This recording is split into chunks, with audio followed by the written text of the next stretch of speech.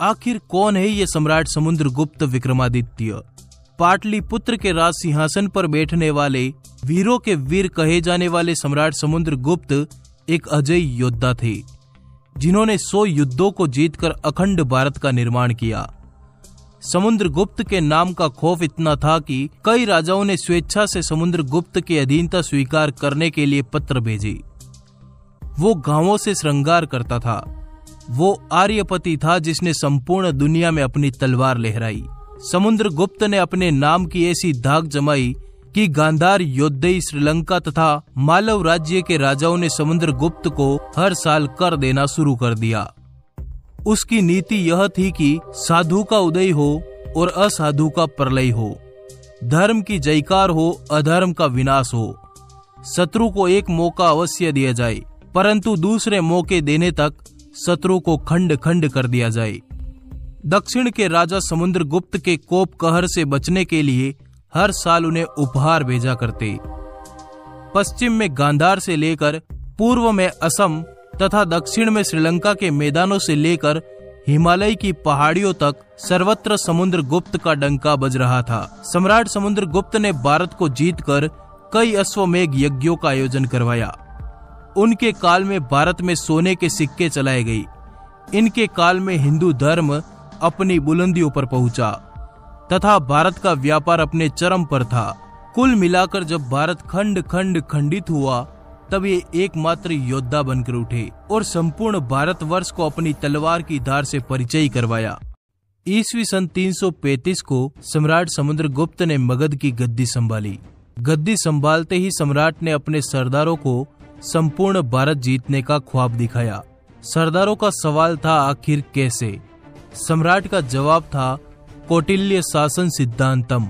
सम्राट ने सरदारों को कौटिल्य शासन समझाया, जिसके अनुसार राज्य 3 तरह से जीते जाते हैं। धर्मी विजय, शत्रु राज्य को जीतकर अपने धर्म की स्थापना करो, राजाओं का शासन यथावत रखो। लोभी विजय, शत्रु राजाओं को जीतकर उसकी संपत्ति पर अपना अधिकार कायम करो। अंत में असुर विजयी, शत्रु राज्यों को जीतकर सभी शत्रुओं को तब तक दंड दो जब तक वो तुम्हें अपना अधिपति स्वीकार न कर ले। सम्राट ने आगे कहा, अतः हम भारत पर धर्मी विजय करेंगे। सभी सरदारों तथा सेनापतियों ने सम्राट की जयकार के नारों के साथ तलवार लहराकर हामी भरी। इसी ललकार के साथ सम्राट अपनी सेना के साथ निकल पड़े आर्यखंड को जीतने, और तुरंत ही सम्राट ने आर्यखंड के 3 राजाओं पर एक साथ हमला कर दिया। इन्हीं 3 राजाओं की सेना पर समुद्रगुप्त कहर बनकर टूट पड़े। समुद्रगुप्त का प्रहार इतना घातक था कि बड़े बड़े योद्धा मैदान छोड़कर भाग निकले। इस जीत के बाद सम्राट समुद्रगुप्त बड़ी धूमधाम से राजधानी पाटलिपुत्र पहुंचे। अपनी पहली विराट विजय के बाद सम्राट ने दिग्विजय अभियान का शंख फूंक दिया। सम्राट की निगाहें अब दक्षिण भारत पर थी, जिसके तहत जीते हुए तीनों राजाओं की सेना को अपनी सेना में शामिल कर सम्राट निकल पड़े दक्षिण विजय की तरफ। इस समय दक्षिण भारत में वाकाटक साम्राज्य का शासन हुआ करता था, जो बहुत विशाल, समृद्ध और शक्तिशाली राज्य हुआ करता था। सम्राट का दक्षिण में पहला हमला इसी राज्य पर किया गया। दक्षिण में समुद्रगुप्त की विशाल सेना ने राज्य वाकाटक को चारों तरफ से घेर कर हमला किया। शत्रु राज्य पर सम्राट की सेना आंधी के समान टूट पड़ी। अंत में वाकाटक साम्राज्य के राजा रुद्रसेन ने सम्राट समुद्रगुप्त की सत्ता को स्वीकार किया। सम्राट यही नहीं रुके, उन्होंने दक्षिण भारत के 12 राजाओं पर अपनी लगातार जीत कायम की। उन्होंने वहां धर्मी विजय पद्धति को अपनाया, जिसके तहत राजाओं के मूल का खात्मा नहीं किया गया, मात्र उनको हराकर अपने अधिकार में किया गया। दक्षिण में सम्राट ने इतना कहर बरपाया कि पश्चिमी भारत के राजाओं को अंदाजा होने लगा कि दक्षिण के बाद हमारी ही बारी है। इसी खौफ में समुद्रगुप्त के कोप से बचने के लिए पश्चिमी भारत के राजाओं ने समुद्रगुप्त की अधीनता स्वीकार करते हुए उनको पत्र भेजे, हम आपके दक्षिण विजय की कामना करते हैं। ऐसे ही पत्र पश्चिमी भारत के 9 राज्यों के राजाओं ने भेजे थे, जिनको सम्राट ने स्वीकार किया। समुद्रगुप्त ने सप्त सिंधु को पार करके वाल्हीक राज्यों पर अपना अधिकार कायम कर लिया। जब समुद्रगुप्त दक्षिण भारत में अपनी धाक कायम कर रहे थे, तब उत्तर भारत के अधीनस्थ राजाओं ने समुद्रगुप्त के खिलाफ बगावत कर दी, जिसके बाद समुद्रगुप्त ने सेना को तुरंत आर्यखंड की तरफ रवाना होने का आदेश दिया। यह वही 3 राज्य थे जिनको सम्राट ने सबसे पहले जीतकर इनके राजाओं को ही इनका राज्य सौंप दिया था। समुद्रगुप्त ने इस बार असुर विजयी पद्धति को अपनाया, जिसमें इन राजाओं के मूल का ही समूल विनाश कर दिया गया और इनके राज्य पर मगध का ध्वज लहरा दिया गया। साथ ही संपूर्ण आर्यखंड में अपने विश्वसनीय सरदारों को बैठा दिया।